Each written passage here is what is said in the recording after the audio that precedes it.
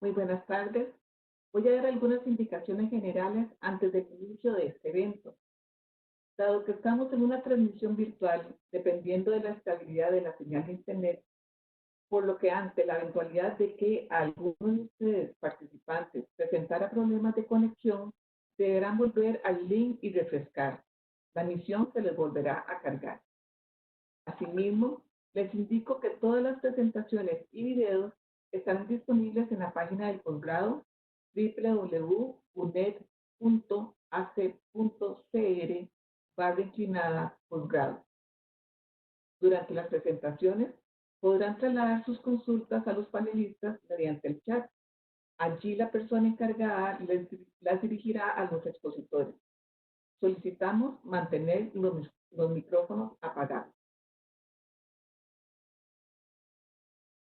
Desde la Universidad Estatal a Distancia, el Sistema de Estudios de Posgrado y la revista Posgrado y Sociedad, les damos la más cordial bienvenida a este webinar COVID-19 de Educación a Distancia, aportes para el sistema educativo desde la experiencia UNED. Esta universidad, junto con las otras 4 universidades públicas, representamos la mejor vía para buscar el balance entre lo social y lo económico. Tenemos en nuestras manos el poder de la alquimia que nos permite convertir sueños en realidad, soñar con una nueva normalidad.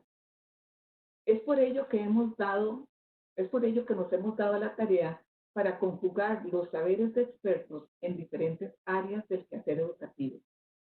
En este primer día contaremos con la magíster Laura Pérez y el doctorando Luis Ángel Piedra García. Estaremos en transmisión cerca de 1 hora y 45 minutos el día de hoy. Luego mañana compartiremos en este webinar con la doctora Yadir Rivera Sánchez y el magíster Jorge Emilio López Gamboa. Cerraremos este jueves con las palabras de la doctora María Marta Durán Rodríguez, directora de la revista Posgrado y Sociedad del Sistema de Estudios de Posgrado de la UNED. Ahora bien, la directora del Sistema de Estudios de Posgrado, Ana Cristina Umaña, obtuvo su doctorado en educación de la Nova University en Estados Unidos y es magíster en planificación curricular y licenciada en psicología de la Universidad de Costa Rica. Se ha desempeñado durante 20 años en el campo de la docencia universitaria en 3 de las universidades públicas.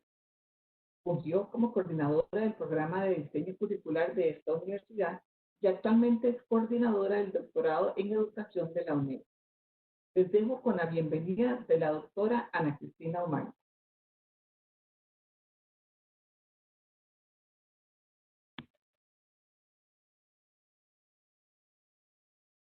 Muy buenas tardes para todas y todos.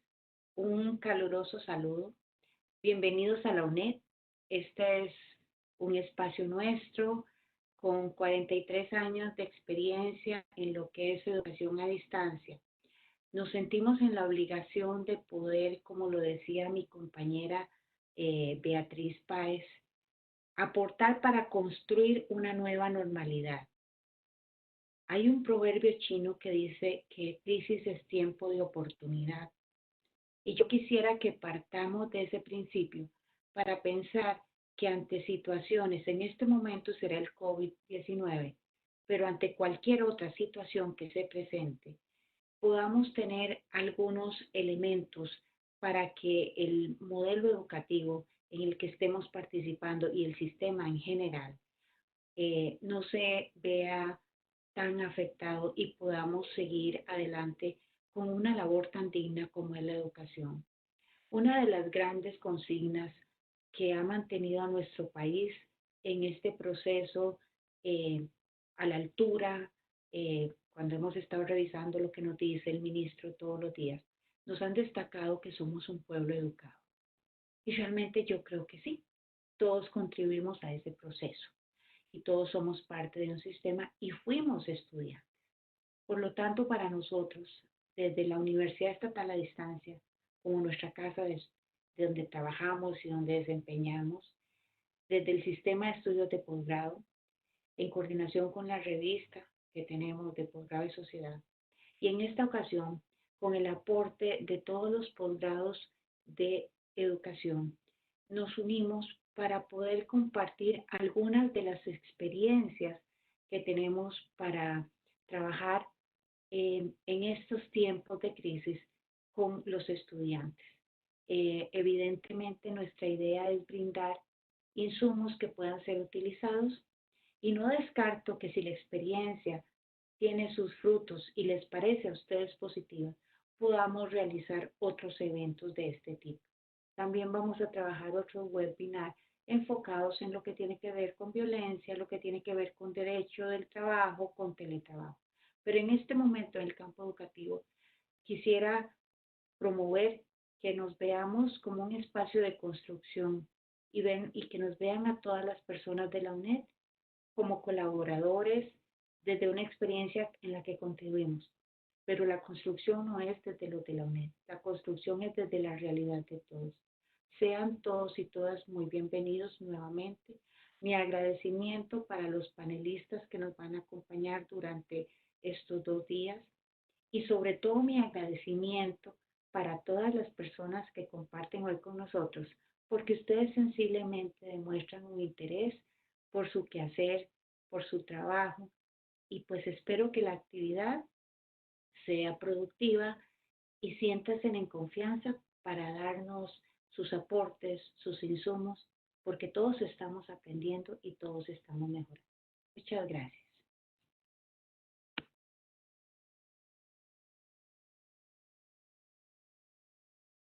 Muchas gracias, doctor Umaña. Les presento a la primera panelista, la magíster Laura Pérez Chávez, quien cuenta con 20 años de laborar en psicopedagogía. Inició sus estudios en el área de educación especial en la Universidad de Costa Rica, donde obtuvo su titulación. Luego se traslada a Estados Unidos, donde obtiene una maestría en la Universidad de Chicago, así como una certificación para diagnosticar y atender alumnos disléxicos de la Braille Solution Association, así como un máster en logopedia clínica y escolar de la Universidad de Málaga. Ha laborado para diferentes instituciones públicas y privadas de Costa Rica y el extranjero. Actualmente, para este webinar, nos comenta sus vivencias desde China, en donde reside con su familia desde hace aproximadamente 2 años, dado que se encuentra teniendo una certificación internacional en liderazgo e inclusión educativa y trabaja como docente de apoyo a los estudiantes de todos los niveles, desde preescolar hasta el colegio en ese país. Ella nos hablará como docente, estudiante y madre de familia. Su presentación se titula Sobreviviendo en el epicentro del COVID-19, una experiencia de vida. Con ustedes, la profesora Pérez Chávez. Hola a todos, es un placer estar de invitada en este webinar. Mi nombre es Laura Pérez, yo soy profesora de educación especial y actualmente trabajo en una escuela en una ciudad llamada Ningbo International School, y Ningbo se encuentra a unos 200 o 300 más o menos kilómetros al sur de la ciudad de Shanghai. Mi familia y yo, que es mi esposo, también es maestro, y mis 2 hijas, tenemos una hija de 5 años y 7 años, tenemos de vivir aquí en Ningbo desde agosto de 2019. Como ustedes comprenderán, en realidad tenemos relativamente poco tiempo de vivir aquí en China, una aventura que comenzó en agosto y que, como todos saben, dado las circunstancias de donde empezó esto, se convirtió pues en verdad en una decisión que en su momento nos cuestionamos, ¿verdad? ¿Qué estamos haciendo nosotros aquí? ¿Por qué estamos aquí? Contándoles un poco cómo vivimos aquí la cuarentena. Nosotros, en enero, como algunos saben, en enero en China celebran lo que es el año chino y las personas tienen vacaciones, vacaciones que rondan entre 2 semanas, 3 semanas.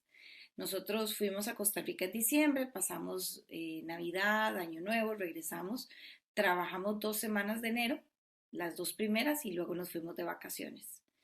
La noticia del COVID-19 nos vamos enterando cuando estamos fuera de China, de vacaciones, nosotros y un sinfín de compañeros extranjeros y también, en realidad, de todo Asia. Nos empezamos a enterar de que existía un virus, que había que tener cuidado, que venía de la ciudad de Wuhan. En ese momento empieza uno a buscar en Google dónde queda Wuhan, qué tan largo se encuentra, qué tan serio es la situación, un poco confundido, sí se oye bastante las noticias en enero, pero no tan asustante. Eh, para ese momento tomamos la decisión de, ya teníamos los tiquetes de regreso a China, tomamos la decisión de regresar a China y valorar cómo veíamos la situación para luego tomar la siguiente decisión, eh, que era irnos a Estados Unidos, donde mi esposo es americano, donde vive la familia de él. Primordialmente, en su momento, eh, íbamos a comprar tiquetes para irnos a New York, que es donde está el hermano de mi esposo, y de ahí vamos a manejar a Cleveland. Para este momento, en enero y más que todo en febrero, la situación estaba concentrada en, en China.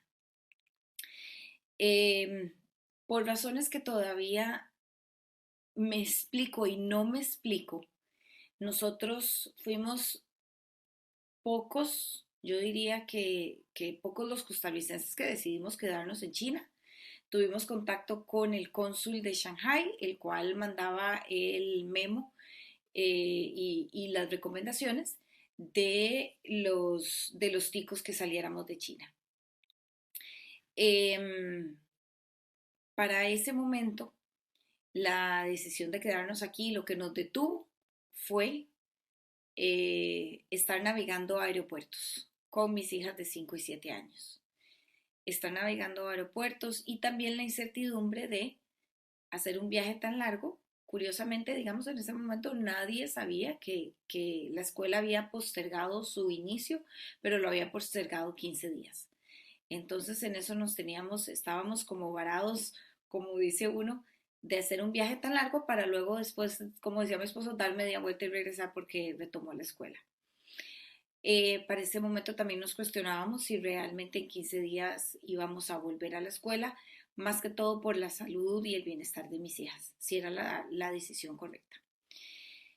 Al final de cuentas, no salimos de China. Todos nuestros compañeros extranjeros sí terminaron saliendo. Eh, Nos quedamos aquí, diría uno, solo porque prácticamente, o sea, no estábamos solos, pero de compañeros extranjeros y de gente que ha sido como la red de apoyo, no estaban en China. Yo le decía a mi esposo que eso era la parte que me quitaba a mí el sueño en las noches. Era el saber que tenemos una barrera importante aquí, que es el idioma. Vivimos en una ciudad que la gente habla poco inglés.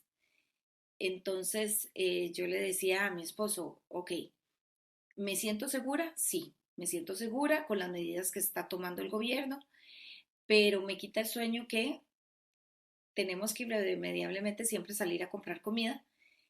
Y si nos enfermamos, ¿qué pasaría con mis hijas? Si no tengo a mis papás, a mis hermanos, familiares, nadie que nos ayude. Pero bueno, esa era más que todo la preocupación. Pasamos en cuarentena 2 meses. Pasamos todo febrero. El gobierno empezó a ser más estricto con las medidas en febrero, donde primero nos permitía salir todos los días solo a comprar comida, luego las medidas fueron cambiando y se nos permitía salir cada 2 días solo a comprar comida. Y así, esas fueron las medidas tal vez de 3 semanas más estrictas. Em, la cultura aquí es muy disciplinada. Este, no, no salía nadie. Personalmente, mis hijas y yo tuvimos 2 meses de estar en el apartamento y mi esposo era el llamado a ir a comprar comida y salió 2 veces. Entonces él trataba de comprar comida lo más que se pudiera para no estar saliendo cada 2 días. Se implementaba un papel donde se lo sellaban a uno a la salida aquí del condominio y así nos monitoreaban. Para los que no saben, China es de los países que tiene más cámaras en cada esquina. Entonces es muy fácil monitorear a la población y tal vez, digamos, controlar las medidas porque la gente sabe que estamos monitoreados. Aparte de que todo estaba absolutamente cerrado. Cerradas las piscinas, cerradas los cines, cerrados los restaurantes, solo se podía ir al supermercado. Al paso de los 2 meses, las restricciones se fueron, perdón, de 3 semanas, las restricciones se fueron flexibilizando poquito a poco. China implementa un código que se tramita en el celular. Es un código individual. Laura Pérez tiene su código y contesta uno unas preguntas, si ha estado en la ciudad de Wuhan, si ha estado en contacto con gente que ha estado enferma, y le emiten a uno un código verde, amarillo o rojo. Con ese código verde lo monitorean a uno en el sentido de que no podemos entrar a lugares públicos si nos enseña ese código. Eso ha seguido, todavía tenemos el código verde, lo enseñamos al entrar al supermercado, al entrar a tiendas, a todo lado. Ese código funciona solo para mi ciudad, entonces esto limita sobremanera que la gente se esté trasladando masivamente a diferentes ciudades. Yo le explicaba a mis amigas ticas que es un código como si yo tuviera el código de la ciudad de Moravia y luego quisiera ir a Coronado. Entonces yo tengo que tramitar el código. Me han contado amigos de aquí que cuando han tramitado códigos les ha dado amarillo o rojo. Entonces no se puede andar por todo el país, por decir a la libre, que todavía, a pesar de que ya las cuarentenas ya finalizó, estamos de vuelta a la normalidad, todavía tenemos que estar tramitándolo si queremos movernos de ciudad en ciudad. Hace 15 días me contaba una compañera de trabajo que eso también en el periodo de cuarentena se implementó. Las farmacias no podían vender medicamentos para contrarrestar síntomas del virus. Por ejemplo, no se vendían medicamentos para la tos, no se vendían medicamentos para la calentura, tratando de obligar a la gente de que si tenía algún tipo de ese síntoma se fuera al hospital y se hiciera el examen adecuado. Esta compañera hace 2 semanas me se fui porque tenía gripe y necesitaba comprar algo y me llevé la sorpresa de que me dijeron en las farmacias, sí le podemos vender, pero ya tenemos la autorización, pero el código se le va a pasar amarillo. Entonces ella dijo, no, gracias, con esta, como dicen, me aguanto, porque con ese código amarillo implica no poder accesar, ni entrar, ni ir, ni movilizarse a ningún lado. Entonces, esas son las tipos de medidas que se han llevado a cabo. Con respecto a cómo estamos a nivel de vuelta a la realidad, de vuelta a las calles, yo diría que desde mi punto de vista ya pasamos la hoja, curiosamente. Yo siento que tal vez China lleva 2 o 3 meses adelante de esta situación. Vamos adelante en lo que estamos viviendo. Pienso que lo que todo el mundo está viviendo era lo que estábamos viviendo en enero y en febrero. Ahora estamos de vuelta al trabajo, estamos de vuelta a la escuela, los alumnos están de vuelta, la mayoría de las provincias y las ciudades en China están de vuelta. Mi ciudad tomó la decisión de volver a clases después de tener 8 semanas de reportar 0 casos, lo cual a uno le da un poco de tranquilidad. No seguimos siempre pensando, ¿verdad?, que esto es difícil de controlar y que en cualquier momento volvemos a estar en una situación un poco más allá, pero por el momento, conforme pasan las semanas, vamos viendo que vamos bien. Mi escuela vuelve con importantes protocolos. Es una alegría y también una preocupación y un susto, pero, la tranquilidad de saber que ya tenemos 8 semanas de no tener casos, eso nos tiene positivos. La escuela pone una gran carpa a la entrada de la escuela y ahí toma la temperatura de todas las personas, tanto los alumnos como los docentes. Al llegar a la clase hay que volverse a tomar la temperatura y reportarla en una hoja que está, por decirlo, en internet.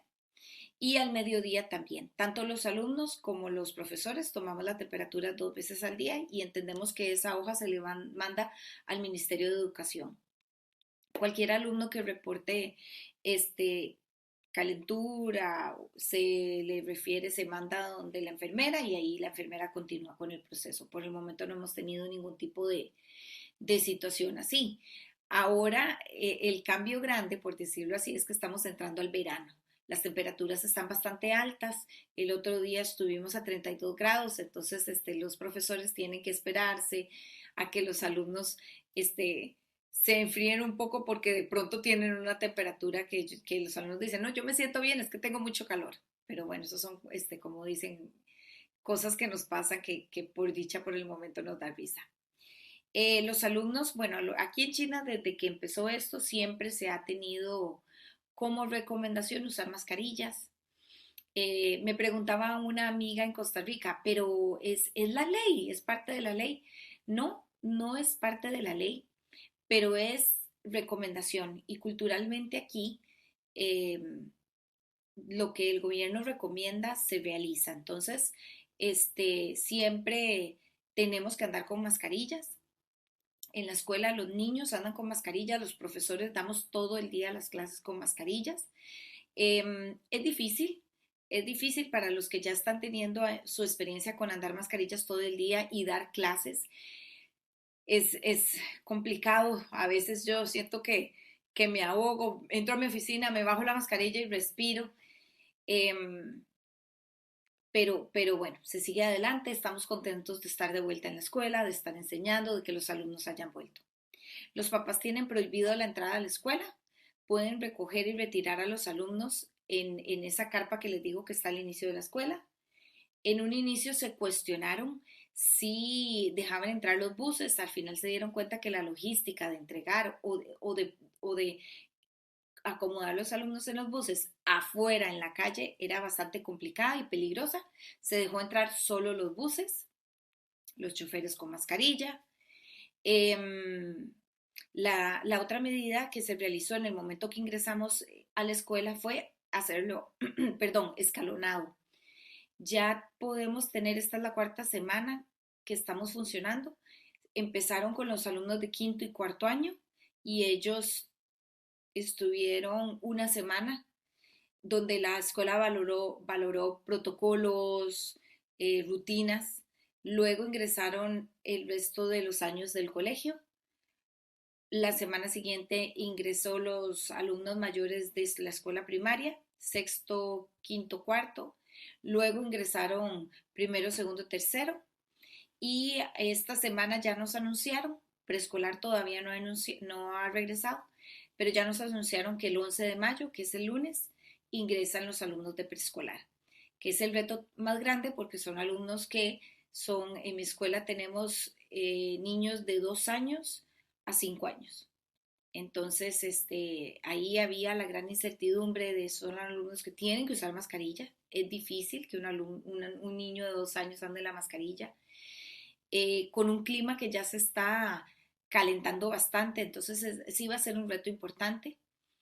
Este, Tenemos que practicar todos los protocolos de distancia. Los pupitres tienen que estar a 1,5 metros de distancia. Las filas en la cafetería tienen que estar a 1 metro de distancia. Para recoger la comida se señalizó para que los alumnos no estén pegados unos del otro y se dividió por cubículos cada asiento de la cafetería. Eso sería de las medidas importantes. Se ha cancelado toda reunión, evento, em, eh, juegos deportivos, todo eso sigue cancelado. Em, en los recreos sí tenemos a varios profesores monitoreando y recomendándole a los estudiantes que se separen. Es una tarea difícil, pero yo siento que el alumno ya viene condicionado después de todo lo que se ha vivido, que tenemos que seguir en esto y hay que estarles continuamente recordando. Em, de parte, digamos, de la ciudad, de cómo estamos, yo diría que estamos ya al 100%. De pronto contaron que lo único que no ha vuelto a funcionar son los cines, pero de ahí en adelante las piscinas ya están abiertas, los gimnasios ya están abiertos, los restaurantes ya están abiertos. Em, el otro día tomamos el metro con mi familia y estaba bastante lleno. La única medida que vimos es que no se está cobrando el metro ni se está cobrando los peajes para que haya un fluido de gente y no tengan que hacer fila, pero el carrito, por decirlo así, del metro iba llenísimo. Este, yo le digo a mi esposo que salimos con un kit, que es el kit del antivirus, que es mascarillas extra, alcohol en gel y las toallitas de Lysol para andar limpiando cada esquina. Más cuando uno tiene niños tan pequeños es complicado. Eh, de pronto, ya para cerrar, contarles una anécdota. La primera vez que salimos a caminar al parque, que fue en marzo, como les conté, estuvimos 2 meses en cuarentena. Al llegar al semáforo estábamos esperando, yo volví a ver y vi a mi hija de 5 años con las manos en el piso. Entonces ya uno trae una condición, mi esposo me vacilaba porque a mí me iba a dar ahí algo, un desmayo y un ataque de pánico. Saqué todo el kit y le limpié la mano, pero ya uno anda condicionado a ese tipo de cosas, ¿verdad? La vida como nos ha llevado a cambiar. Tal vez el pre-virus le hubiera dicho, no, no pongas la mano en el piso y limpiátela en pantalón, llegamos a la casa y nos lavamos las manos. Ahora, verle la mano en el piso fue, ¿verdad? Una sentencia terrible y ya anda uno ahí el quite para limpiarle los virus y todo. Esto es nuestra vida, yo le llamo nuestro nuevo normal. Como les dije, la ciudad parece que ya pasó la página, pero sí anda uno condicionado en tener cuidado, en no andar muy cerca, en andar, como les digo, este kit de limpieza y seguir viendo a ver qué pasa.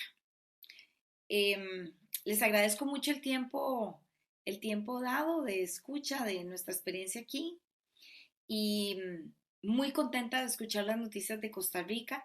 Aquí Costa Rica se habla en las noticias, me han mandado varias compañeras chinas donde las noticias ha hecho reportajes y se habla mucho de Costa Rica, se admira Costa Rica. En su principio se empezó a comparar con Singapur, entonces de verdad que, y la gente me pregunta, Costa Rica, he escuchado que están muy bien en números y es de verdad que un orgullo contarles las razones del por qué Costa Rica está tan bien, de que Costa Rica no tiene ejército, de que el dinero es invertido en la parte de educación, en que la gente es disciplinada, en que la gente ha tomado las medidas. Entonces esa parte es de verdad que un orgullo poderle contar aquí a la gente lo bien que están allá.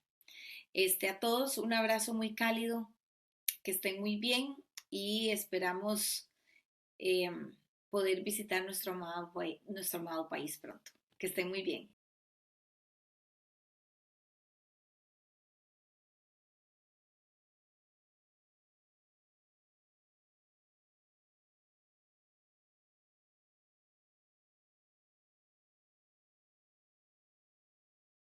En algunos de los casos, o cuando tienen una naturaleza generalmente muy emergente, muy cambiante. Me interesa mucho que podamos hablar o rápidamente mencionar que los sistemas pueden ser corporales, emotivos, cognitivos y lingüísticos. En el caso de los seres humanos, y es ahí donde nos vamos a quedar, a estudiar a estos seres que llamamos Homo sapiens. Nos podemos devolver un poquito a la anterior presentación. ¿Y qué tienen estos elementos? En primer lugar, somos cuerpo.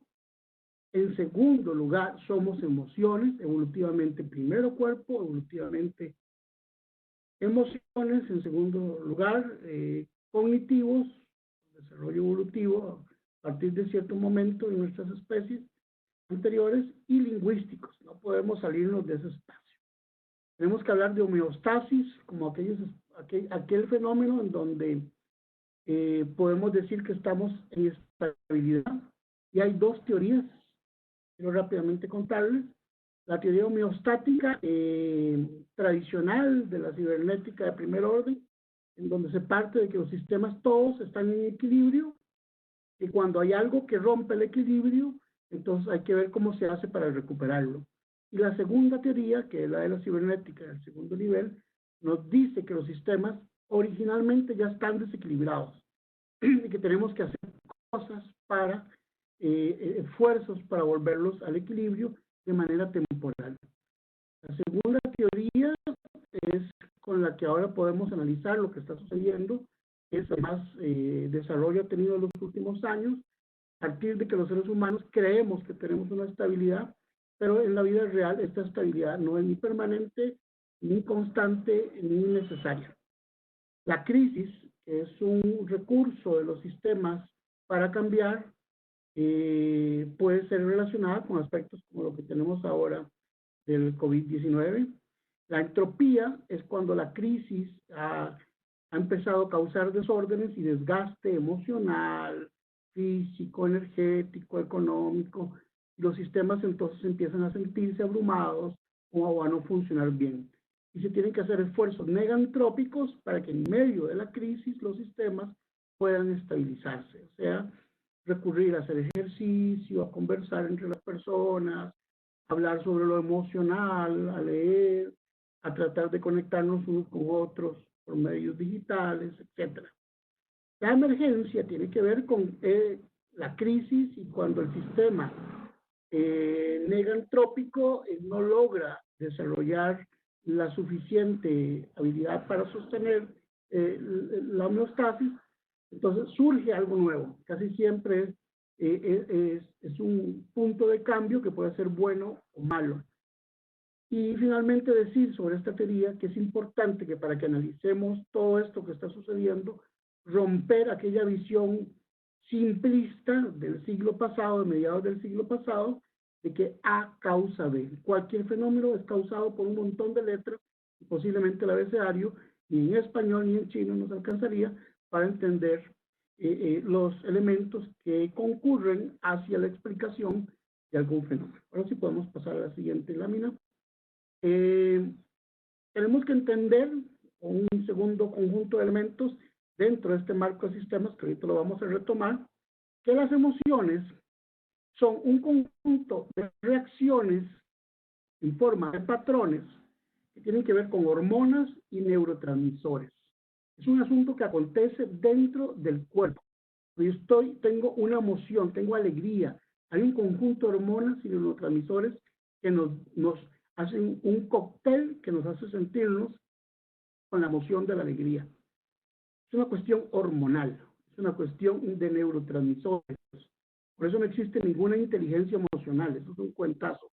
Porque es una cuestión que tiene que ver con sustancias que están en el cuerpo. Luego tenemos que estas emociones tienen que ver con la reacción a estímulos internos y externos. Y si hay un perro que nos va a atacar, se liberan una cantidad de hormonas y neurotransmisores que nos permiten enfrentar la situación. Y posteriormente es que interpretamos la situación. Y esa interpretación de la situación le llamamos sentimientos. Es un componente cognitivo e interpretativo. Podemos decir, siento que me voy a desmayar y me siento muy triste por esta situación. Entonces, ese sentimiento es más cognitivo, más lingüístico, más cultural, más biográfico que solamente corporal. Las emociones, entonces, pertenecen a la finca del cuerpo, por decirlo así. Los sentimientos tienen que ver a la finca de lo cognitivo, de la interpretación de las cosas. Y finalmente hablamos de estados emocionales, que son un cóctel de emociones y sentimientos de larga duración. Por ejemplo, el amor, el enamoramiento, más que el amor, es un cóctel basado casi siempre en oxitocina que puede durar aproximadamente un par de años. Después de ese par de años hay que hacer ejercicios para seguir enamorado o seguir amando a alguien porque la cosa se pone cuesta arriba, la química ya empieza a aflojar. Pasamos a la siguiente lámina. Tenemos entonces cócteles como el que ustedes tienen ahí a la vista, serotonina, dopamina, oxitocina, norepinefrina, etcétera, que causan estados como la felicidad, el amor, la ansiedad, el estrés, la depresión. Esto es una simplificación, es mucho más complejo que esto, pero para que ustedes sepan que si, por ejemplo, tienen una depresión, posiblemente ahí estén involucradas, posiblemente no, ahí van a estar involucradas la dopamina y va a estar involucrada la serotonina. Si ustedes se sienten muy felices, tendrán un alto componente de serotonina, de catecolaminas, etc. Por ahí va el asunto. Pasamos a la siguiente lámina. Ahí tengo la parte teórica antes de empezar a ver otro elemento. Y entonces las emociones, tenemos que decir que tienen una función. Y las emociones surgen en nuestra especie solamente hasta después de que lo corporal se ha desarrollado bien. Y, por ejemplo, el lenguaje y la cognición surgen después. ¿Para qué nos sirven las emociones? Pues nos regulan aspectos como el sueño, la atención, la percepción. Imagínense ustedes qué importante para un proceso formativo. Si tenemos mucha atención, pues nos vamos a dormir bien. Si tenemos mucho en la cabeza y mucha ansiedad, pues los niveles de atención van a disminuir y la percepción va a cambiar. Podemos sentir que Anila está en contra de nosotros cuando posiblemente no sea así. Creer que el coronavirus nos odia cuando en realidad el bichito ese ni siquiera sabe que existe. Es más, ni siquiera sabe. Decimos también que las emociones sirven para controlar, regular y coarticular aspectos vinculados con lo cognitivo, con el pensamiento, con la memoria y con el aprender. Sin emociones es imposible aprender. De la misma manera que sin memoria no podemos aprender nada, sin emociones tampoco. Un cóctel es una situación compleja. Tampoco podríamos tener el lenguaje si no se articulara lo emocional con el lenguaje. Por ejemplo, las computadoras que no tienen emociones es porque simplemente no tienen lenguaje, lo que tienen es otro tipo de cosas. Cuando hablamos de regulación social o de la interacción social, ahí también están las emociones en medio.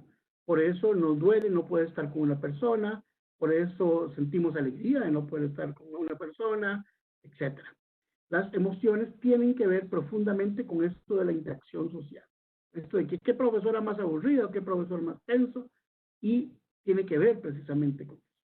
Pero también tiene que ver con la situación que yo estoy viviendo en mi casa, con mis hijos, con mi esposa, mi esposo, mi pareja, mi mamá, mi papá, y tras de eso, un profesor súper aburrido dando una clase, una conferencia. Esas son situaciones emocionales muy importantes. Y finalmente, no acaba ahí, hay muchas funciones más. Tenemos que decir que las emociones tienen que ver con la toma de decisiones y la resolución de problemas.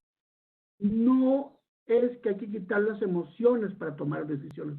Eso, en términos generales, tratando de hablar bonito, es una estupidez. O sea, las emociones siempre van a estar y son importantes para la toma de decisiones positivas, negativas, de la polaridad que usted le quiera poner, para resolver problemas, para recordar cosas. Ahí están siempre. Y son sumamente importantes tomarlas en cuenta a la hora de crear procesos formativos universitarios. Pasamos al siguiente nivel. Vamos a ver. Un elemento importante es el cortisol. Ahí le ponemos, oh, cuidado. El cortisol es una sustancia que cuando se activa, y hay mucho en sangre, a razón de que nos están presionando, nos están amenazando, o vemos una situación peligrosa, sale cortisol y hay mucha sangre, y precisamente el cortisol está diseñado para 3 tipos de conducta: para correr, y por ejemplo es un tigre lo que tenemos detrás, para enfrentar, si creemos que somos tan fuertes como el tigre, o para paralizarnos y desmayarnos para que si nos va a comer no nos duela tanto. Y el tigre podría ser cualquier cosa, podría ser un examen, podría ser un montón de situaciones a nivel formativo. Entonces, el cortisol, solamente para dar un ejemplo, cuando hay mucha tensión y hay un ambiente hostil, se libera en sangre, pero el cortisol tiene un problema, que nos ayuda a enfrentar una situación de crisis, pero no aprender cosas. Pasemos a la siguiente. Hay una parte en el cerebro que se llama el hipocampo, ahí está en celeste, que precisamente se ve afectado cuando hay mucho cortisol en sangre. Y esa área del cerebro, por lo menos el área parahipocampal, zona 1 y 2, están relacionadas con la memoria. Entonces, mucho cortisol en sangre, no funciona el hipocampo bien y la memoria popularmente se nos fregó. Ahí llegó. Entonces, si usted está jodiendo mucho a sus alumnos, qué mal, no van a poder entender bien. Si sus alumnos están muy tensos, qué mal, no van a poder aprender bien. Si hay pleito entre los estudiantes por un tema, qué mal, no van a poder aprender bien. El hipocampo es muy sensible al cortisol, sobre todo cuando hay mucho cortisol y adrenalina. Pasamos a la siguiente. Tenemos también otra sustancia importante, que no les voy a dar la clase completa de cómo se derivan una a otra sustancia, se llama la melatonina, la ven al puro final. La melatonina es una sustancia que nos ayuda a dormir. Y si usted no duerme, y si yo no duermo, no procesamos la información y no construimos conocimiento bien.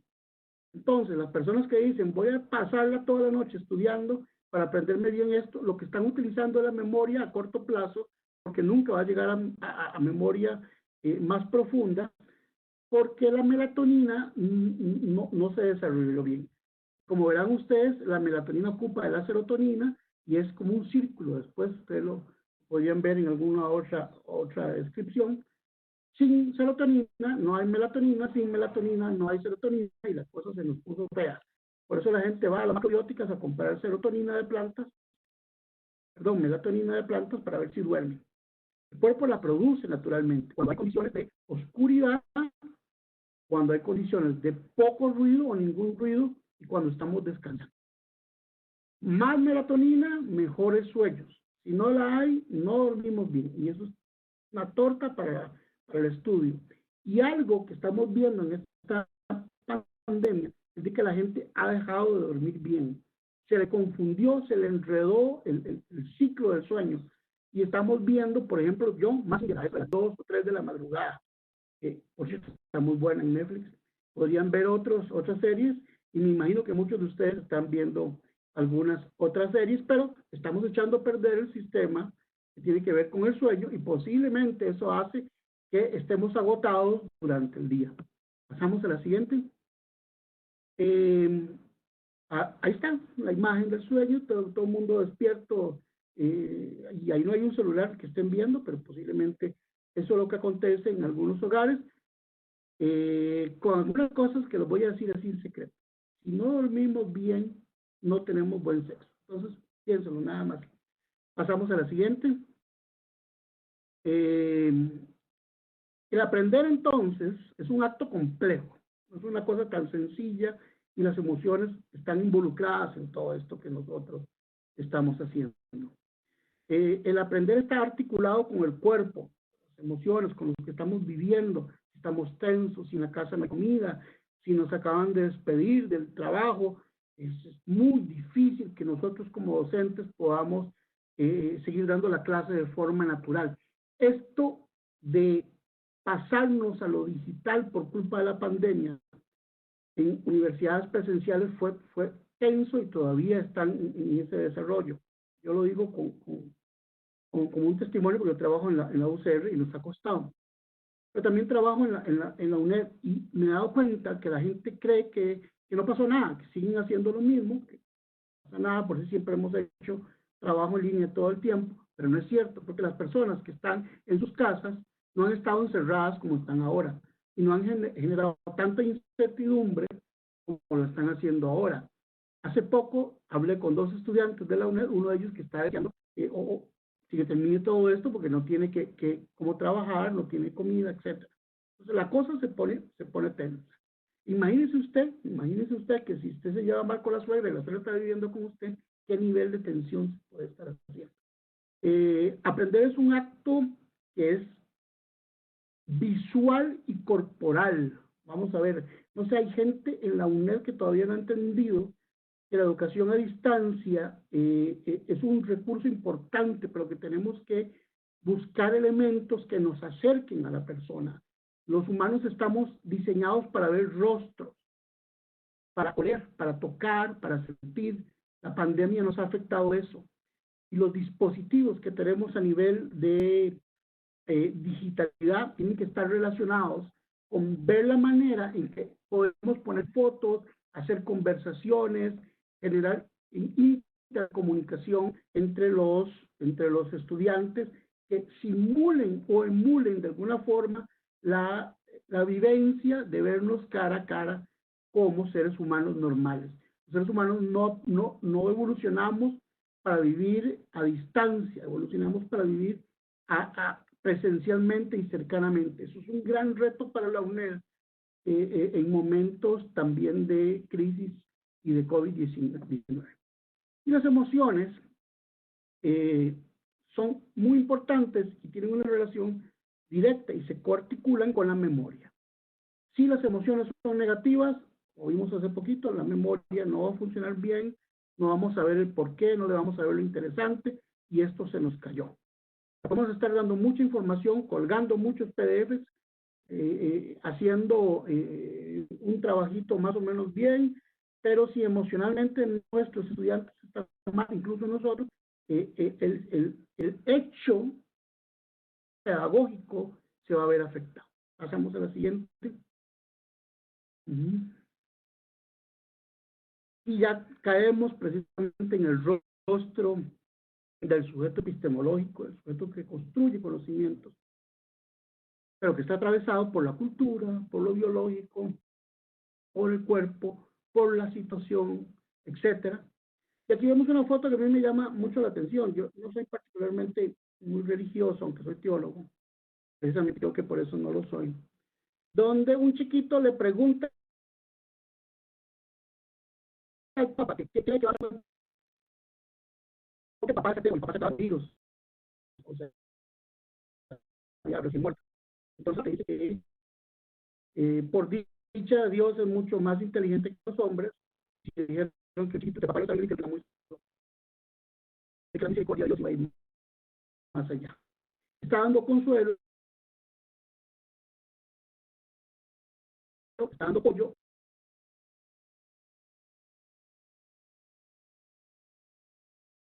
Está haciendo contacto con nosotros. Tenemos que empezar a trabajar. Entender que los contenidos que estamos dando en los cursos no pueden ir desenfundados, desarmados de las emociones que le corresponden a las personas que están del otro lado de la pantalla. Las personas tienen entonces emociones, tienen rostros que tienen que ver con sus situaciones. Estas personas están atadas a condiciones de vida, como tenemos ahí. Son muy importantes analizar un buen docente, una buena docente, conoce a sus estudiantes, se pregunta por ellos, da tiempo para eso, a pesar de que tenemos muchos contenidos en cada curso. Lamentablemente la UNED sigue todavía bajo un modelo curricular basado en contenidos y no en otra cosa, y quién sabe cuánto más va a durar para que eso cambie, porque no es solamente la UNED, es el sistema educativo superior general en Costa Rica. Y a veces, por estar tan afanados, porque se cumplan los contenidos, nos olvidamos que del otro lado hay personas. Entonces, es importante ver qué situaciones están viviendo las personas para ver de qué manera podemos colaborar y que aprendan, evidentemente, mejor, o relacionar lo que estamos enseñando, los contenidos, con elementos de lo cotidiano, de lo vital, etc. Vamos a pasar al siguiente, ya casi voy acabando para que no se me aburran. Humanizando la distancia. Este es un tema que valdría para un seminario. ¿Cómo hacemos en la UNED para ver las personas que están del otro lado, para humanizar los dispositivos,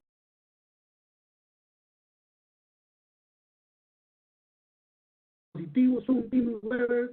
Muy pocos docentes están aprendiendo a empatizar. Y empatizar urgente. Hay que acercarnos a los estudiantes de las diferentes formas. Y entre nosotros mismos también tenemos que ayudarnos. No hay una sola instancia en la Universidad Estatal a Distancia que busque analizar la salud emocional de sus tutores, profesores, etcétera. Y el sistema que tenemos, citas y todo eso, ojalá que no se enoje nadie, pero salió corriendo, salió en desbandada con esto del COVID y ahora se ha dedicado nada más a mandar anuncios. Es importante, es muy importante ver que la plataforma se puede convertir, la plataforma que usamos para dar los cursos, Moodle en el caso más común, se puede convertir en un espacio de reunión y no solamente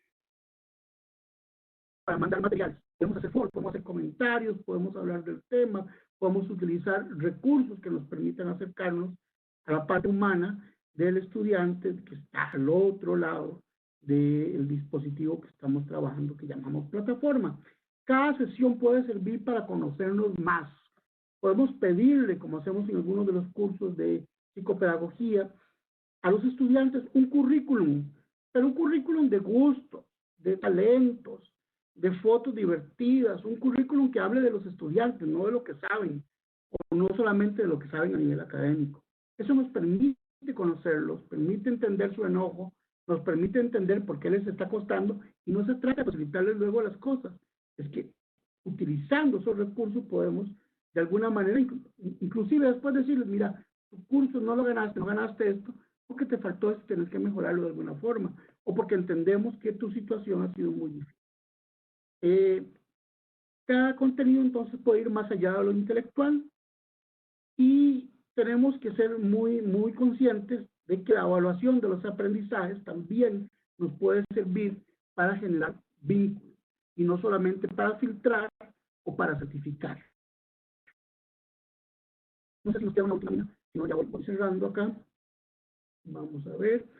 El acto formativo es un acto de amor. Eso me suena bonito. Me suena como que puedo lanzarme a aconsejar en algún momento con esa frase. Definitivamente, por ahí yo he escuchado una vez a un profesor decir, la libertad de cátedra debe ser un acto de amor, de búsqueda de las mejores condiciones y recursos para que los estudiantes aprendan y lo hagan de forma felices, sin necesidad de andar angustiándolos tanto. También es un espacio para encontrarnos con ellos, para ver rostros, para hacer de esto de construir una carrera un acto importante para el trabajo en general. Por ahí apareció algo de las giras, también las giras pueden servir para eso. Bueno, creo que ahí termino diciéndoles nada más que esperamos que las cosas vayan cambiando pronto para poder establecer nuestra pseudo normalidad, pero algo me suena que va a tardar un poquito. Muchas gracias.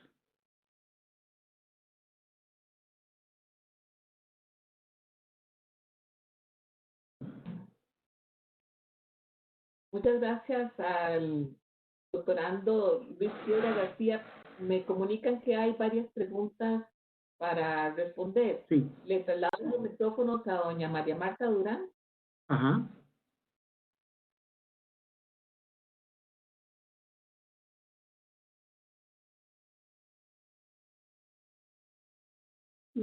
No se oye, el micrófono está cerrado.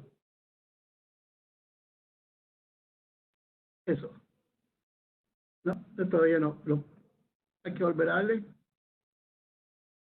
Aquí está. ¿Sí? Eso. Bueno, ¿cómo le va? Buenas tardes. Buenas tardes. A todas las participantes. Don Luis Ángel, hay algunas consultas que giran básicamente en dos temáticas. Uno de ellos es sobre una afirmación que usted hace que a partir de la situación de la pandemia, muchos de nuestros estudiantes se encuentran afectados en el ciclo de sueño. Entonces, retomando,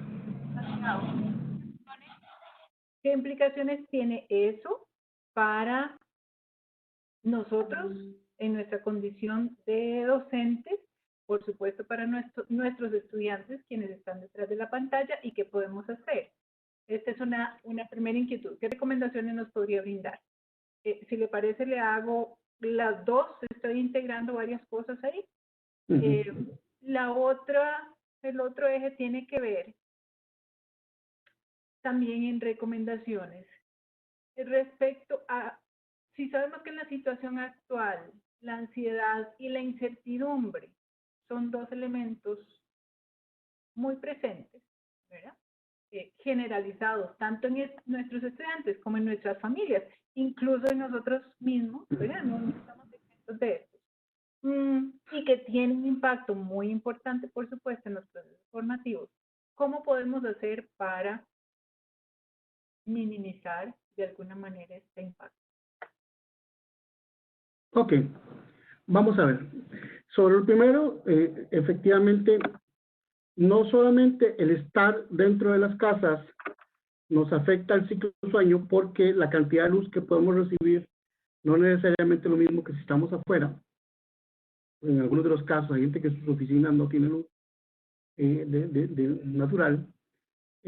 No solamente el hecho de estar dentro de la casa, que ya cambia el ciclo del sueño, sino que también la cantidad de trabajo que estamos teniendo en línea.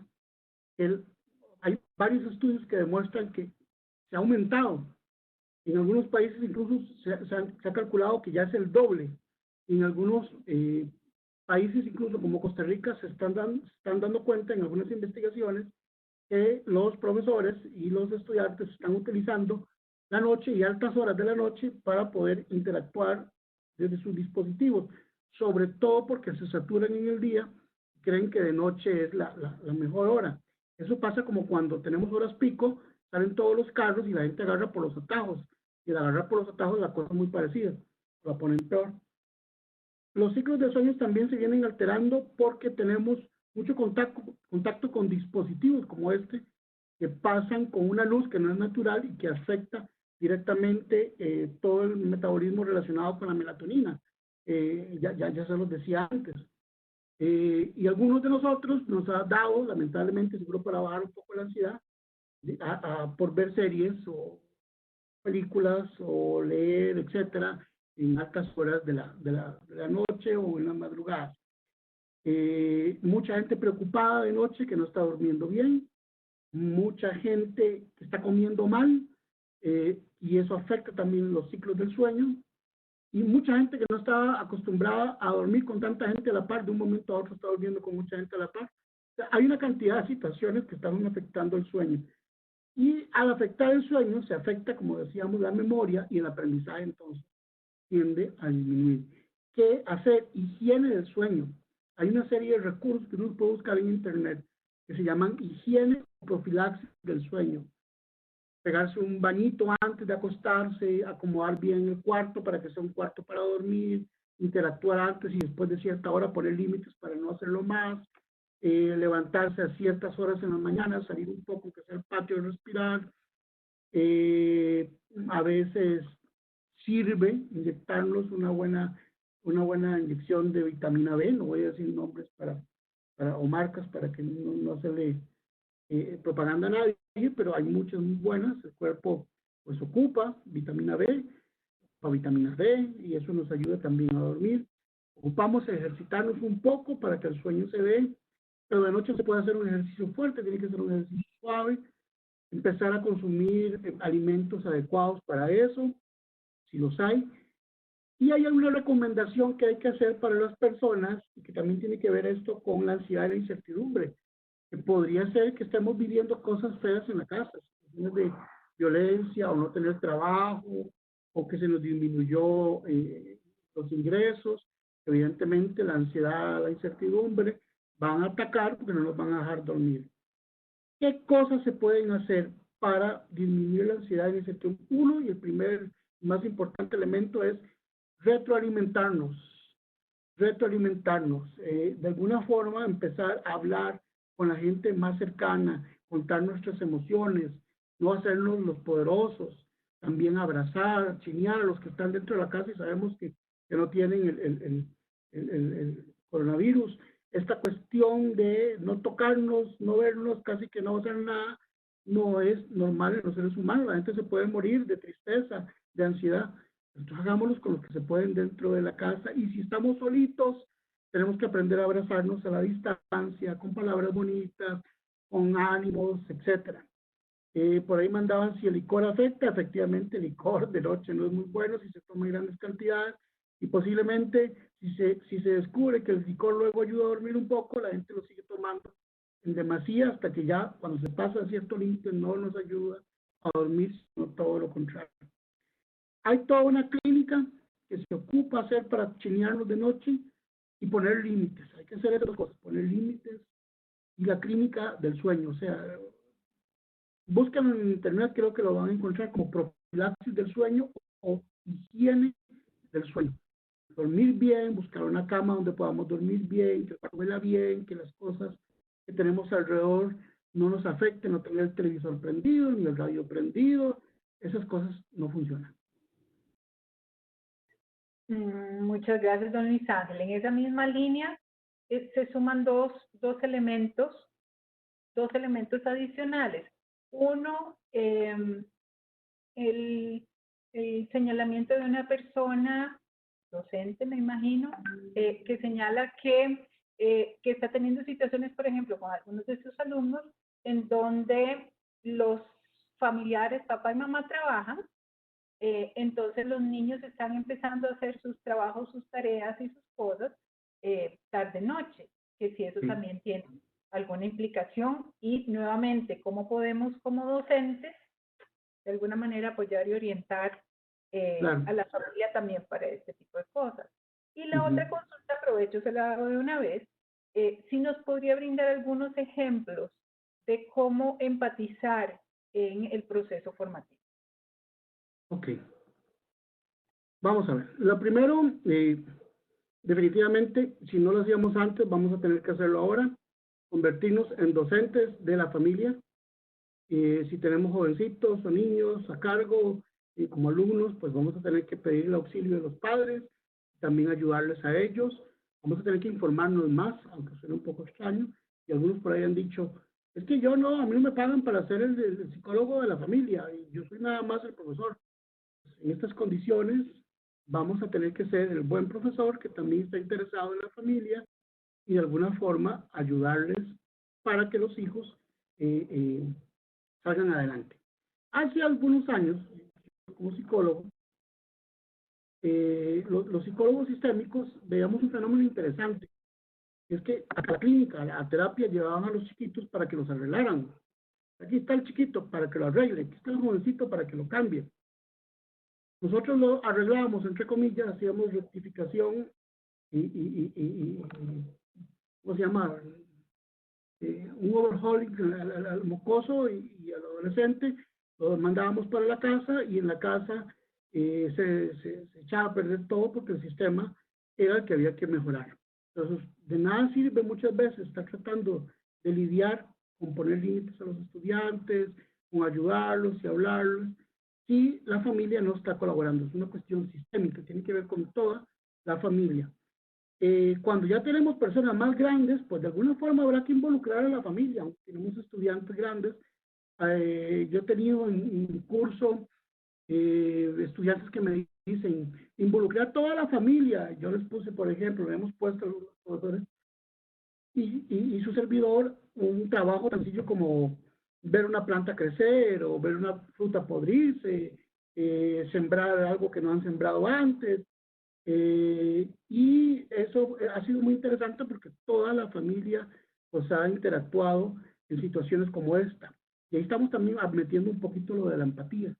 En uno de los cursos de psicopedagogía, la profesora Melissa Argusi y su servidor, hemos abordado el tema de la poesía, de generar, por ejemplo, actividades que inviten a la familia a interactuar con él o la estudiante y de alguna forma hacer cosas interesantes.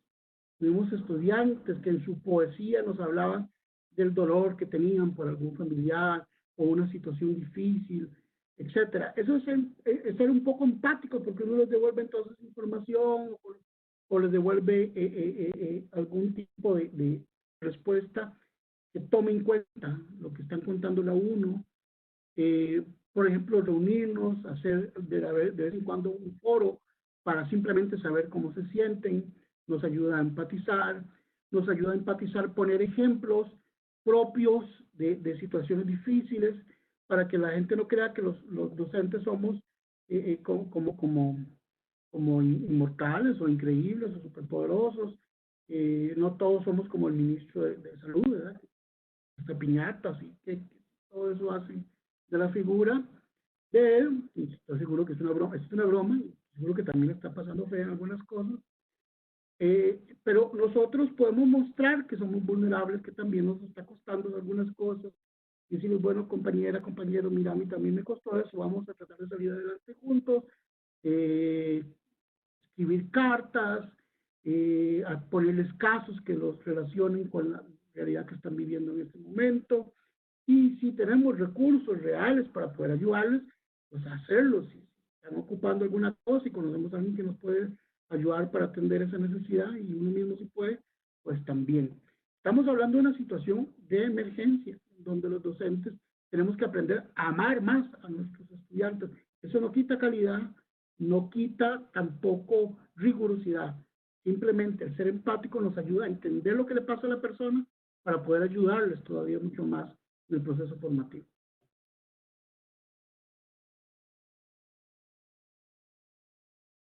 Otra vez, muchas gracias, don Luis Ángel. Ese cierre estuvo bellísimo. Sí, El que me tenemos gustó. que amar más. El que tenemos que amar muchísimo más, realmente. Quisiera compartir con usted un comentario que nos está llegando acá de una de las personas que está participando y que dice que trabaja con jóvenes de 10º año y que hoy en una conversación con un estudiante tuvieron la idea de hacer un conversatorio respecto a cómo se sienten ellos, precisamente en esta línea que usted está señalando de empatizar. Y esta compañera agradece mucho y le reconoce la explicación que ha dado. Realmente nos ha aportado mucho. Quisiera solicitar si hay alguna otra consulta que quisieran hacer, aprovechemos para hacerla. Y déjenme revisar acá nuevamente cómo estamos. Y si no, entonces le estaría dando la palabra nuevamente a doña Beatriz y agradeciéndole mucho, don Luis Ángel. Ustedes.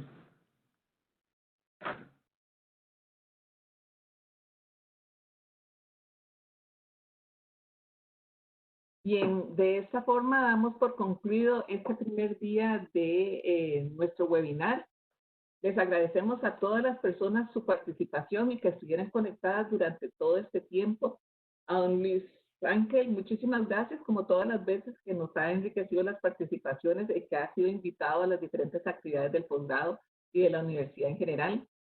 A doña Laura Pérez a la distancia, esperamos tenerla aquí en Costa Rica pronto. A la familia que sabemos que nos está acompañando en esta tarde.